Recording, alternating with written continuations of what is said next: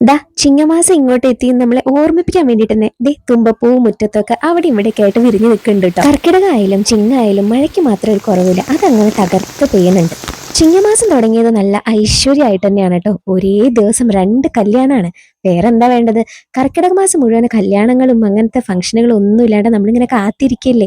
അങ്ങനെ ചിങ്ങമാസം ഇങ്ങനെ തുടങ്ങിയതും കല്യാണങ്ങളുടെ ബഹളാണല്ലേ. പിന്നെ എൻ്റെ പുതിയ കുർത്തി സെറ്റ് എങ്ങനെയുണ്ട്? നല്ല ഭംഗിയുണ്ട് കേട്ടോ. എനിക്കിത് ഒരുപാട് ഇഷ്ടപ്പെട്ടു. നല്ല ക്വാളിറ്റി ഒക്കെയാണ്.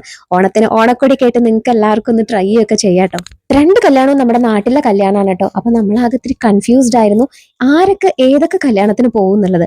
അങ്ങനെ അങ്ങനെ അങ്ങനെ തീരുമാനിച്ച് അവസാനം ഞങ്ങളൊരു തീരുമാനത്തിലെത്തി. 2 കല്യാണത്തിനും എല്ലാവർക്കും അങ്ങോട്ട് പോവാന്ന്. ഇത് പാർവതിയുടെ കല്യാണമാണ് കേട്ടോ. അപ്പൊ ആദ്യം നമ്മൾ പോയത് പാർവതിയുടെ കല്യാണത്തിനാണ്. അപ്പൊ അവിടെ വെച്ചിട്ട് നമ്മൾ നമ്മുടെ സബ്സ്ക്രൈബേഴ്സിനെയൊക്കെ കണ്ടിട്ടായിരുന്നു കേട്ടോ. അപ്പൊ അതെനിക്ക് ഒരുപാട് സന്തോഷമായിരുന്നു. സജിത്തേറ്റിനെ പറ്റിയിട്ടൊക്കെയും ചോദിച്ചിട്ടുണ്ടായിരുന്നു, വീട്ടിലെല്ലാവരിനെ പറ്റിയൊക്കെ ചോദിച്ചു. അപ്പൊ നമുക്ക് എന്തായാലും സബ്സ്ക്രൈബേഴ്സിനെ കാണാറിയുമ്പോൾ ഒരുപാട് സന്തോഷം തന്നെയല്ല. അങ്ങനെ നമ്മൾ അവിടുന്ന് ദേ അവരുടെ കൂടെ ഫോട്ടോ ഒക്കെ എടുത്തു. പിന്നെ നമ്മൾ സദ്യ കഴിക്കാൻ വേണ്ടി വന്നു. നല്ല അടിപൊളി സദ്യയൊക്കെ കഴിച്ച് പായസമൊക്കെ കഴിച്ച് വയറ് നിറഞ്ഞ്.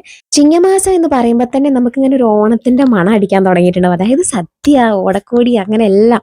അപ്പൊ പിന്നെ ചിങ്ങമാസം 1-ാം തീയതി തന്നെ നല്ലൊരു സദ്യ കിട്ടാന്ന് പറഞ്ഞാൽ പിന്നെ വേറെ എന്താ വേണ്ടതല്ലേ.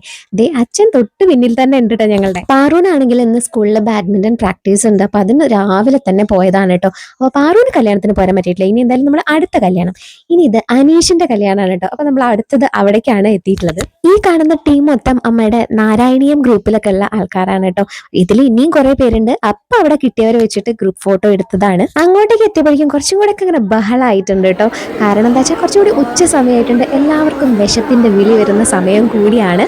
അപ്പൊ എന്താ പറയുക, ഞാൻ പാറുവിനെ സ്കൂളിൽ പോയിട്ട് കൂട്ടി കൊണ്ടുവന്നിട്ടുണ്ടായിരുന്നു. പാറു ആണെങ്കിൽ പ്രാക്ടീസിന് പോയിട്ടുള്ള ആ ഒരു ഡ്രസ്സിലായിരുന്നു കേട്ടോ. ഞാൻ വരണില്ല അമ്മ എന്നൊക്കെ എൻ്റെ അടുത്ത് പറഞ്ഞു. പിന്നെ ഞാൻ പറഞ്ഞ് അങ്ങോട്ട് സമ്മതിപ്പിച്ചു. അപ്പൊ എന്തായാലും പാറുവിന് ഒരു കമ്പനി എടുക്കാൻ വേണ്ടി പ്രത് അവിടുന്ന് ഒന്നും കൂടെ കഴിച്ചു. കാരണം എന്താ വെച്ചാൽ അവിടെ ബിരിയാണി ആയിരുന്നു. ഇപ്പൊ മനസ്സിലായില്ലേ, ചിങ്ങമാസം വളരെ ഐശ്വര്യത്തോടെയാണ് തുടങ്ങിയത് എന്നുള്ളത്. ഞാൻ പറഞ്ഞത് വെറുതെ അല്ല എന്നുള്ളത്. ചിങ്ങമാസം തുടങ്ങിയിട്ട് നിങ്ങൾ ആരെങ്കിലും കല്യാണങ്ങൾക്ക് കൂടിയോ?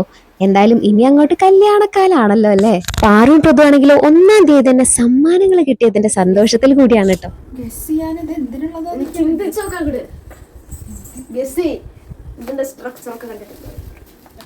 ഞാൻ അത് വന്നപ്പോ കണ്ടു for your product this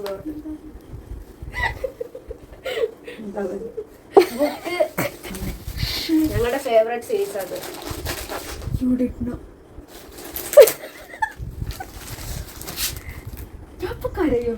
I'm seriously going to.